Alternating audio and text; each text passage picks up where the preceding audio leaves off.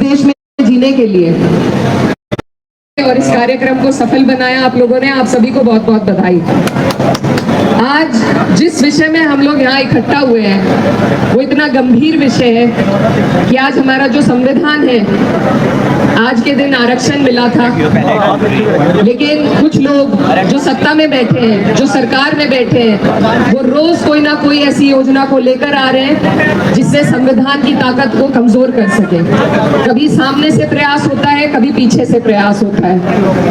आप ये देखिए, अगर संविधान नहीं होगा तो हम जैसे लोग जो पिछड़े हैं, जो अल्पसंख्यक हैं, जो दलित हैं, जो वंचित हैं, जो शोषित हैं, उनकी सुरक्षा कोई नहीं कर सकता। मैं नमन करना चाहती हूँ डॉक्टर भीमराव अंबेडकर साहब जी को, जिन्होंने हमें यह अनमोल तोहफा दिया। ये एक सुरक्षा कवच है हमारे सभी लोगों के लिए। इसी से हमें हमारे अधिकार मिलते हैं नागरिक के तौर पर सर उठा के इस देश में जीने के लिए। आज ये सरकार हमें ऐसी स्थिति में लाकर खड़ा कर दिया है कि हमें खुद ही अपने संविधान की सुरक्षा करनी पड़ रही है। जो चीज हमारे लिए सुरक्षा कवच के तौर पर बनाई गई थी, उसकी सुरक्षा का दायित्व भी आज हमारे ऊपर डाल दिया है। ये ऐसी बेईमान सरकार है। तो इस सरकार को, इसकी नीयत को हमें करारा जवाब देना है।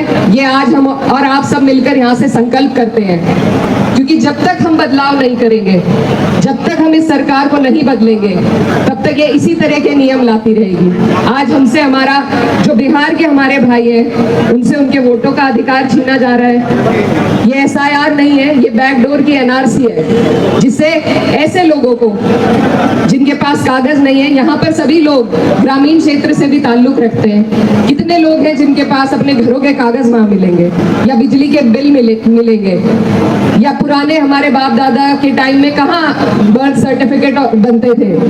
कभी कभी जब म्यूनिसिपैलिटी में आग लग जाती थी तो सारे रजिस्टर वहीं खत्म हो जाते थे। तो आज वो लोग कहाँ से कागज दिखाएंगे। और मुझसे पहले वक्ताओं ने कहा कि जो 60 लाख 55 लाख लोग जिनका नाम निकाला जा रहा है, अगर इतने लोग बाहर से आकर बसे थे इस देश में, तो पहले सरकार क्यों आंखें बंद करे बैठी हुई थी। अब चुनाव से सिर्फ 2 महीने पहले उनके खुद के अपने मंत्री का कहना है, बिहार से जो है, मैं नाम नहीं लूंगी लेकिन आप लोग सब उनका बयान समझ सकते हैं, वो कह रहे मुझे ही नहीं अपने कागज मिल रहे। तो जो लोग सत्ता में बैठे हैं, जो सिस्टम में बैठे हैं, जब वही अपने कागज नहीं ला पा रहे, तो आप और हम और जो अंतिम कड़ी में खड़ा हुआ व्यक्ति है, वो कहां से अपने कागज ला कर देगा।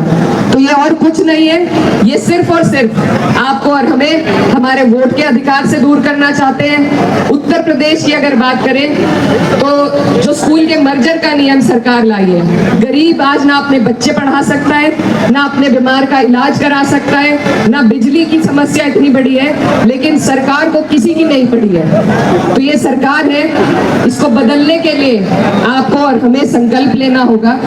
कई चुनाव होते हैं, ये मुजफ्फरनगर की धरती मेरे वालिद साहब की कर्म भूमि रही है और इसीलिए यहाँ मेरा कई बार बार आना होता है, क्योंकि आप लोगों से जो लगाव है वो बहुत पुराना है। आप लोगों ने ऐसे वक्त में मेरे वालिद साहब को यहाँ से जिताया था जब टीवी वाले भी दावा करते थे कि चौथे नंबर पर रहेंगे। तो मैं उसके लिए भी आपका धन्यवाद करना चाहती हूँ कि आप लोगों ने यहाँ से उन्हें जिताकर संसद में भेजा, उन्हें अपनी सेवा करने का मौका दिया। इसका एहसान मैं कभी नहीं भूल पाऊंगी। लेकिन आपसे ये जो लगाव की डोर है, ये तभी से बंधी हुई है। और मैं बस यही कहना चाहती हूँ कि ये जो हमारा 24 का चुनाव था लोकसभा का, हम पश्चिम में कैराना भी जीते, हम सहारनपुर भी जीते, हम मुजफ्फरनगर भी जीते, और ये जीत आप सबकी है। और आपको आत्मविश्वास दिलाने के लिए मैं ये आई हूँ कि यहाँ पर सिर्फ हमारे भले ही एक ही विधायक हो पंकज भैया, लेकिन भाजपा का भी एक ही विधायक है। बाकी जितने विधायक हैं वो समाजवादी की वजह से बने हुए हैं। तो ये पूरा जिला हम जीत सकते हैं, ये पूरा का पूरा जिला हम जीत